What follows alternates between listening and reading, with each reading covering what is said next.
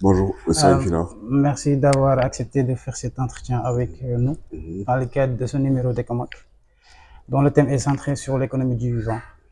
Ecomoc, c'est un magazine économique dont l'objectif est de diffuser, de promouvoir et de vulgariser les connaissances et les recherches en économie, et aussi d'impliquer le grand public dans les débats sur les dynamiques économiques du Sénégal, de l'Afrique et du monde.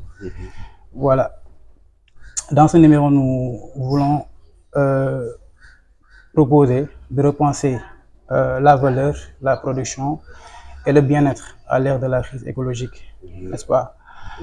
Je rappelle que vous êtes enseignant, vous enseignez les humanités à l'université de Duke en Caroline du Nord, mais vous êtes avant tout agrégé en économie et écrivain.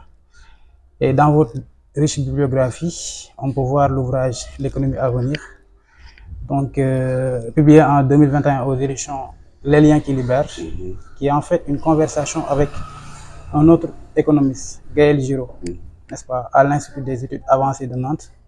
Ce livre va me permettre d'entrer directement dans le sujet, car vous y abordez une réflexion sur un renouveau de l'économie et insister sur le fait que l'économie n'est pas une finalité et que l'humanité devrait se définir un projet plus grand que la maîtrise des instruments. Vous remettez en question les postulats de l'économie néoclassique et vous parlez d'économie relationnelle, d'économie du vivant. Voilà, ma première entrée dans cette conversation est de vous inviter à nous en dire plus sur l'économie du vivant, n'est-ce pas? Quels en sont les fondements et les déclinaisons? D'accord. J'aimerais juste préciser que dans l'enseignement des humanités, j'enseigne encore l'économie Ok. à Gaston Berger, quoi. Ah, ok.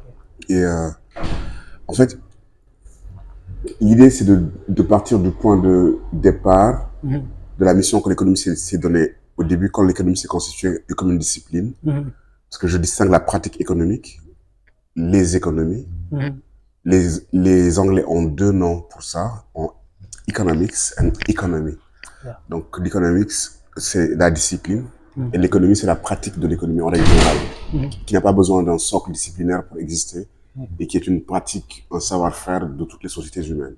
Donc l'économie, lorsqu'elle se donne comme objet, la société avait pour but de contribuer au bien-être du plus grand nombre et de répondre aux besoins des sociétés humaines, en pensant une allocation des ressources, en pensant les marchés, en pensant la production, en pensant des activités de répartition qui avaient pour but de répondre aux besoins des sociétés humaines.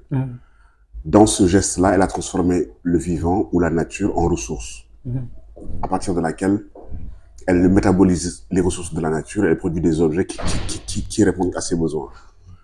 Et dans les années 70, il y a eu une alerte sur le caractère fini et le caractère non soutenable de la ponction et de l'usage des ressources du système de l'économie monde, qui était le nôtre. Il y a eu des rapports importants, le rapport Meadows en 1972, qui disait que ce rapport à l'extraction des ressources et à leur métabolisation affectait le biotope, affectait la nature. Il y avait une nature que l'on peut appeler anthropique, accélérer l'entropie avec eux du vivant et entraver la capacité de régénération du vivant. À partir de ce moment-là, toute une réflexion sur le développement durable, soutenable, sur l'intégration de la contrainte écologique est apparue. Mais l'économie n'a pas fondamentalement changé de vision. On ne s'est pas dit qu'elle devait opérer une métamorphose disciplinaire et elle ne devait plus être exclusivement anthropocentrée. Elle devait répondre à ses besoins, aux besoins des communautés humaines, tout en n'entravant pas la possibilité du reste du vivant de se régénérer, de répondre à ses besoins, et je dirais même de coévoluer. Donc c'est vraiment une rupture paradigmatique qui n'a pas eu lieu. Elle a intégré l'écologie comme une contrainte. La nature offre des services aux groupes humains. Quel type de prix on peut mettre sur ces services, d'une part. Deuxièmement, est-ce qu'on peut gérer la pollution comme une externalité? Si c'est une externalité, on crée un marché. On affecte un prix, le marché du carbone, etc. Donc, tout un tas d'économistes, William Nordos, ont pensé toujours le rapport de l'économie au vivant dans la matrice épistémologique et théorique de l'économie, c'est-à-dire transformer l'équilibre du vivant en équilibre des marchés. Et poser sur les marchés appliquer sur le vivant des principes qui sont issus de l'économie marchande. Et c'est là où je pense qu'il y a une double erreur. Une économie du vivant serait une économie, justement, qui n'entrave pas la capacité du vivant à se régénérer, à répondre à ses propres besoins, à poursuivre ses propres fins. Et c'est une économie qui n'est pas exclusivement anthropocentrée, donc, pour le dire dans des termes génériques. On peut comprendre que l'économie du vivant est donc cette économie qui n'impacte pas trop l'ordre du vivant, qui est neutre en carbone, non anthropique et prend toujours en considération la capacité donc de la nature à se régénérer. Puisqu'il s'agit là d'un nouveau paradigme qui doit venir en remplacement au paradigme néoclassique présenté aujourd'hui comme une impasse, c'est en fait une remise en cause des concepts de croissance, de valeur et de bien-être. Qu'est-ce que la croissance aujourd'hui? Qu'est-ce que la croissance? Qu'est-ce que la valeur? Et qu'est-ce que le bien-être à l'ère de la crise écologique, professeur? En fait, c'est exactement ce que vous dites. Je veux dire, si on veut changer de vision économique du monde, on doit changer de langage, on doit changer de critériologie, on doit changer d'axiologie. Axiologie, c'est l'étude des valeurs, à quoi on concourt, pour quelle finalité. Donc l'économie ne peut plus être un ordre qui n'a ni queue ni tête, qui n'a pas de finalité, mais qui a une finalité qu'il pense et qu'il assume. Donc ça veut dire le conséquentialisme, prendre en compte les conséquences des actions économiques sur les mondes, les univers avec lesquels il est en relation. Donc, non, il ne peut pas être juste un ordre de l'efficacité, mais qui ne prend pas en compte le coût de l'efficacité.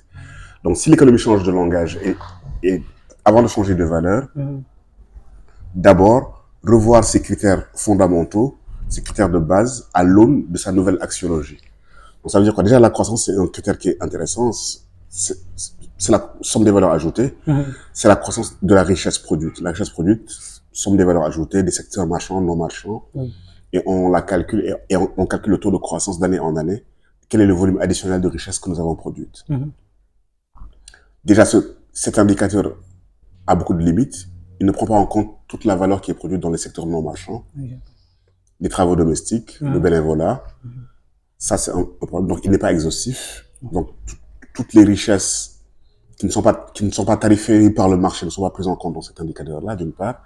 Et il évalue mal ses coûts. Lorsque vous avez une production qui a un coût en carbone élevé, ce coût en carbone devrait être déflaté, devrait être contenu dans les prix. Dès l'instant qu'il n'est pas contenu dans les prix, on surévalue artificiellement la croissance, alors qu'on a des taux de croissance qui sont élevés, alors que c'est de la malcroissance. C'est une croissance qui fait décroître le vivant. Effectivement. Donc ça veut dire que la décroissance du vivant, l'entropie, n'est pas calculée. Donc ça veut dire qu'on donne une image comptable fausse du réel en affichant des taux de croissance qui sous-estiment et mésestiment leur coût. Donc ça veut dire que déjà, on devrait aller vers des indicateurs qui nous disent exactement, une fois qu'on a produit des biens et services, quel est le coût de la production de ces biens et services en termes environnementaux. Donc qui déflate réellement les coûts et qui nous donne une image beaucoup plus fidèle de l'impact de cette production économique, de cette croissance sur le vivant. On devrait avoir aussi un indicateur qui nous permet de voir si on a cru, quel est l'impact sur les secteurs sociaux. Et tous les secteurs avec lesquels le monde économique ou l'ordre économique est en relation, on devrait pouvoir savoir comment l'ordre économique affecte ces secteurs-là. Donc, pour que l'économie soit une science qui n'est pas enfermée dans un ordre du discours qui, à force, devient idéologique, justement, il y a un travail ici pour revoir ces critères, ces indicateurs, et la manière dont elle décrypte la réalité, la manière dont elle exprime la réalité et la manière dont on peut lire la valeur de la réalité économique et son impact sur tous les ordres avec lesquels il est en relation. Isabelle Delannoy travaille le concept de ce qu'elle appelle l'économie symbiotique. C'est une économie qui, lorsqu'elle croît, elle concourt à faire croître les ordres avec lesquels elle est en relation. C'est l'idée d'une croissance mutuelle. Si l'ordre économique est en relation avec les ordres sociaux ou les ordres naturels, quand elle croît, les ordres naturels doivent croître et les ordres sociaux doivent croître. C'est l'idée de la symbiose, croissance mutuelle.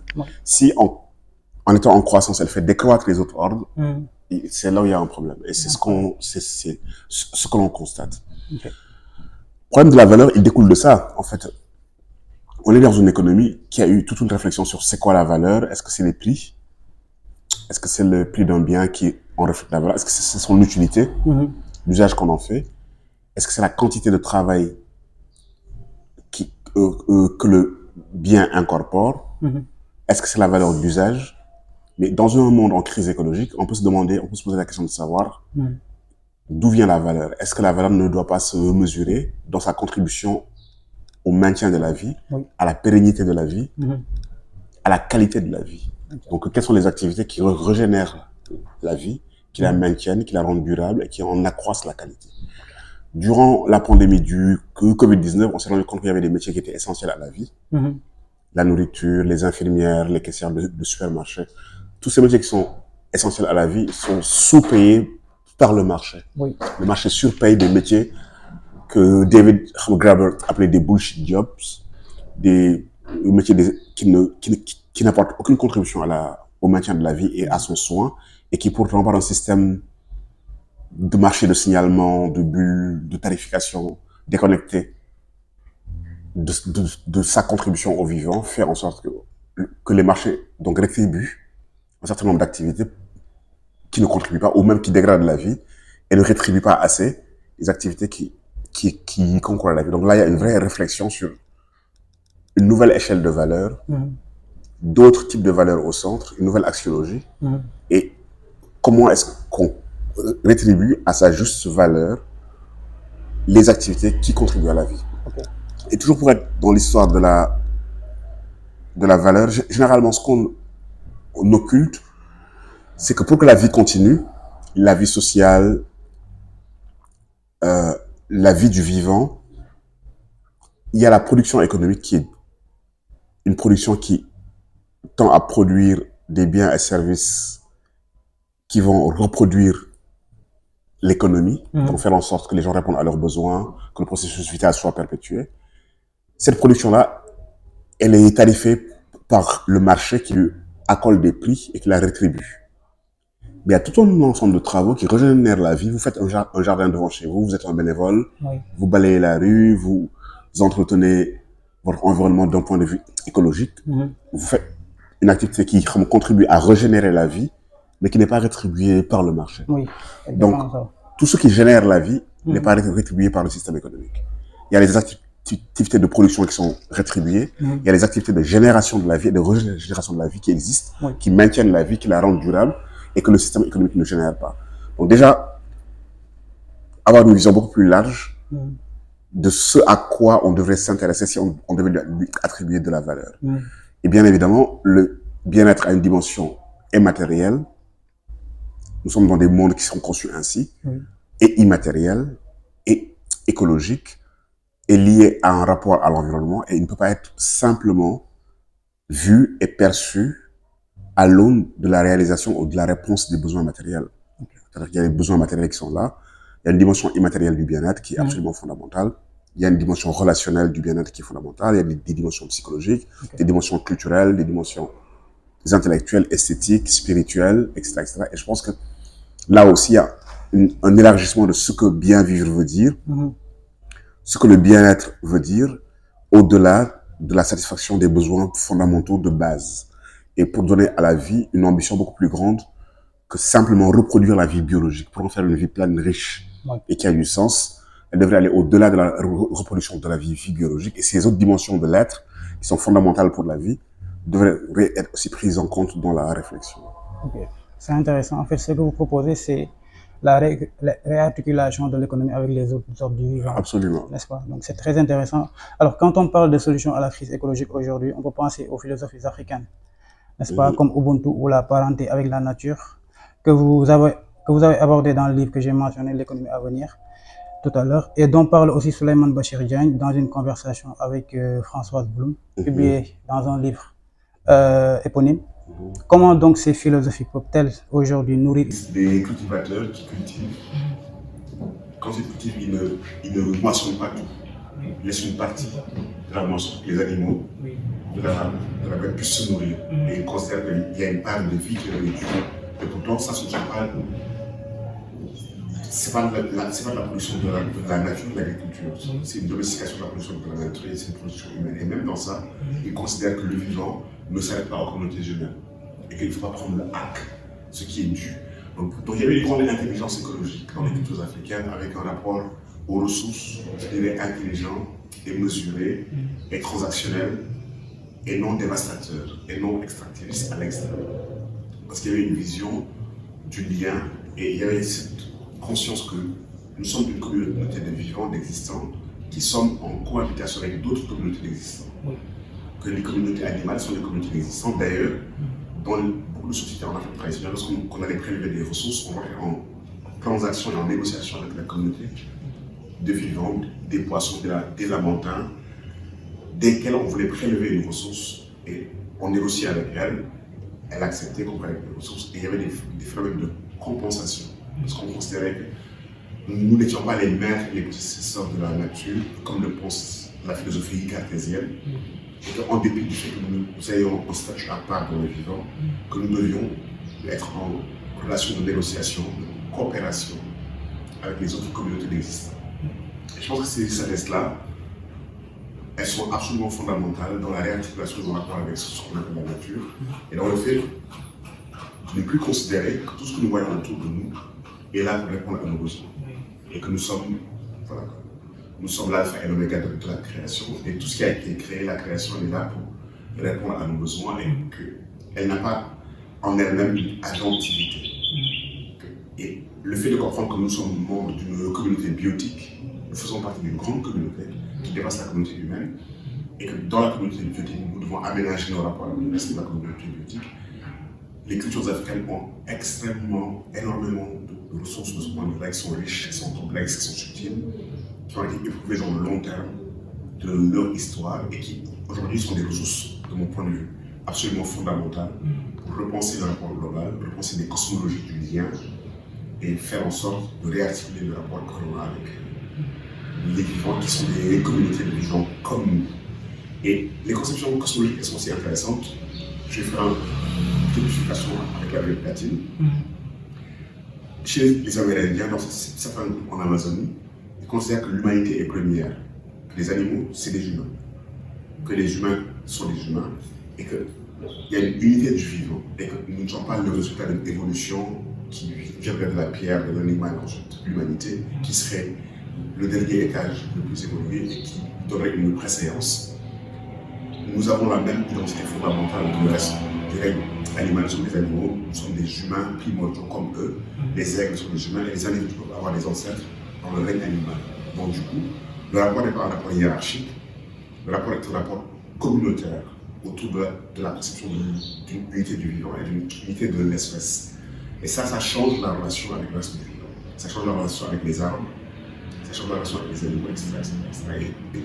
Et ça produit dans ces communautés-là d'autres types de rapports, même si on a besoin du vivant pour maintenir la vie, on a besoin de métaboliser le vivant, mais on peut le faire de plusieurs manières et de manière beaucoup plus, je dirais, intelligente, raisonnable et raisonnée. Intéressant. Ce que vous dites est très intéressant et cela nous permet d'aborder directement la question suivante. N'est-il pas 30 ans aujourd'hui que le continent, après avoir longtemps été un espace de projection de fantasme de l'autre, je reprends vos mots, objet d'objectivation et de jugement, d'apprendre au monde à vivre, à mieux vivre pour sortir de cette crise écologique dont nous subissons aujourd'hui tous les conséquences fâcheuses. L'Afrique a toujours su protéger la vie avec peu. Certaines formes d'économie que l'on présente aujourd'hui comme solution à la crise écologique, je peux nommer l'économie sociale et solidaire, ont toujours été dominantes en Afrique.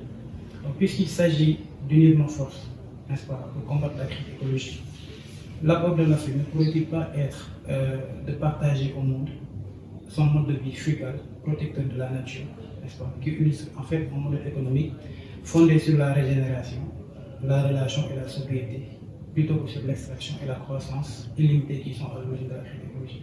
Alors là, j'en suis absolument convaincu. Je suis convaincu que c'est là le chemin, c'est celui que nous devons suivre pour nous-mêmes et que nous devons être des inspirateurs d'une profonde révolution paradigmatique dans le rapport au monde. Maintenant, le problème, c'est que nous sommes aliénés de plusieurs points de vue. La première aliénation, c'est une aliénation des imaginaires. Ce que vous proposez, certains de nos compatriotes vont considérer que c'est une régression, que nous avons droit à l'industrialisation, au développement technologique, à ressembler à des villes occidentales, à accéder à leur mode de vie, même si ce sont des modes de vie qui sont dévastateurs de la planète, qui coûtent écologiquement cher, qui ne sont pas soutenables, et que nous devons apprendre des limites de ces civilisations-là pour produire autre chose. Mais le travail, à mon avis, il est à faire dans plusieurs espaces. D'abord, se libérer de ce que j'appelle les représentations limitantes de la possibilité du réel. Comment on peut produire des civilisations qui sont épanouies, qui sont heureuses, qui sont riches de sens, qui sont pleines de vitalité, et qui n'empruntent pas les chemins des civilisations occidentales du XXIe siècle. Et ça, c'est un travail de grande ampleur pour désencastrer dans nos imaginaires les figures de c'est quoi une vie bonne, une société évoluée, développée. Mais fondamentalement, dans la quête qui est la nôtre, d'un rapport différent avec le vivant, c'est le chemin d'une économie régénérative, une économie respectueuse du vivant, plus fluide. Et d'ailleurs, on est déjà de quelle on force, on est déjà, et d'une civilisation qui met l'accent sur d'autres dimensions de l'être, plutôt que celle de l'extraction. C'est absolument le chemin qu'il faut suivre. Et de toute manière, soit on accepte de l'engager de manière volontariste, ou on sera obligé d'y arriver par la voie de la crise. C'est-à-dire qu'une fois qu'on sera au bord du mur, et qu'il y a des effondrements, on sera bien obligé de réarticuler. Et peut-être qu'il est plus judicieux de l'engager de manière volontaire avant d'arriver à des effondrements. Mais il faut que le continent change de place dans l'échelle de la représentation de soi. Il faut qu'il sorte d'une vision de la subalternité. Et il faut qu'il sorte d'un espace où il se conçoit comme récipiendaire des solutions des autres et qu'il se constitue et qu'il ait assez de confiance en soi pour proposer à soi et au monde des chemins nouveaux. Très clair. Alors, j'aimerais terminer cette discussion en citant le titre de l'un de vos ouvrages, Habiter le monde, essai de politique relationnelle, publié chez Mémoire d'Afrique en 2017, qui est en fait une invitation à une prise de conscience sur les désastres écologiques de notre temps et on ferait une piste de solutions pour restaurer tout ce que nous avons détruit pour une vie plus saine, plus écologique, plus équilibrée, n'est-ce pas? Donc, comment habiter le monde en temps de vie? Ça, c'est une question vraiment difficile parce qu'en fait, il y a des processus d'ouverture et de fermeture. C'est un ami économiste anthropologue, Diego Londivar, qui travaille sur ces questions-là. Et je trouve ça une réflexion intéressante parce que c'était dit, la question se pose différemment que l'on soit en Europe ou en Afrique. Et si on est dans un pays très industrialisé, si on veut habiter le monde différemment, en tant que pays écologique, il faut fermer des processus, des modes de production énergétique qu'il faut changer, aller vers des transitions, fermer des centrales nucléaires, fermer des centrales à charbon, changer le rapport à la consommation énergétique. Il y a toute une civilisation qui est consommatrice de ressources, d'hydrocarbures, de métaux rares qu'il faut désarticuler et fermer. Et c'est ça leur grande difficulté. Et c'est ça leur très grande difficulté. On est pris dans un train, comment l'arrêter, le ralentir, lui faire prendre un autre chemin. Et là où je trouve que nous avons un avantage comparatif stratégique les Africains, c'est que nous ne sommes pas encore des sociétés fortement industrielles. Donc nous pouvons faire différemment. Nous n'avons pas à fermer de gros processus hyper complexes. Le plus paradoxe, c'est que nous rêvons à l'industrialisation à l'occidental, alors que notre avantage, c'est aujourd'hui d'avoir un espace pour avoir des économies vertes, des économies bleues, des économies écologiques, des formes de production qui sont neutres en carbone. Des expérimentations existent dans le monde entier, dans plein d'endroits. On sait que c'est possible de le faire. Il faut que nous prenions à bras le corps cette option-là et que nous la faisions changer d'échelle et que nous nous ouvrions ces chemins. Pendant que les autres doivent fermer des modes de vie, nous devons en ouvrir d'autres. Et nous avons cet avantage-là de pouvoir les ouvrir, d'être dans des espaces que je n'appellerais pas vierges, mais des espaces qui sont encore assez désoccupés par ce geste-là et nous pouvons faire différemment. Et c'est ça que nous devons faire. Donc les individus, bien évidemment, peuvent faire ce qu'ils ont à faire dans leur espace. Il faut que ça relève de projets qui sont significatifs à des échelles de la nation, de la région. Si on pense des infrastructures dans l'Afrique de l'Ouest, il faut qu'on pense la question de quel type d'infrastructure au regard de la crise écologique. Et en plus, on a beau indiquer, se parler du fait que nous émettons très peu de gaz à effet de serre, moins de 5%, mais nous vivons déjà les conséquences de la perte de la biodiversité. Nous les subissons. Et là-dessus, il n'y a pas de frontière. C'est pas parce que les autres se comportent mal et que nous nous comportons relativement bien, mais nous nous comportons relativement bien par défaut. Ce n'est pas un choix, c'est que là, il y a un grand projet de faire une grande ville, Lagos, jusqu'à Abidjan, Accra, de créer des infrastructures qui fera que ce sera la première ville-région du monde. Vu la croissance démographique, ce sera la ville la plus peuplée au monde si on réussit à faire cette connexion-là. Mais ce qu'on n'anticipe pas, c'est que si on fait ça, on va émettre fois 10 le volume de gaz à effet de serre que nous émettons. Donc, les imaginaires de nos projections dans le futur, en termes d'urbanisation, en termes d'agglomération, en termes de connexion interurbaine, nous amèneront, et vu notre démographie, si nous ne faisons pas des choix conscients, radicaux, vers les économies écologiques, dans une décennie ou dans 2 décennies, ben, nous allons émettre un volume extrêmement important de gaz à effet de serre. Et nous allons répéter la même erreur. Et ça, ce sont des choix qu'il faut faire dès maintenant. Et c'est des choix que nos leaders politiques doivent engager. C'est intéressant. Je pense que c'est la fin de cette entretien. Nous vous remercions pour le temps que vous êtes. Un grand merci à vous. Et très bonne suite et bon courage pour l'initiative. Merci.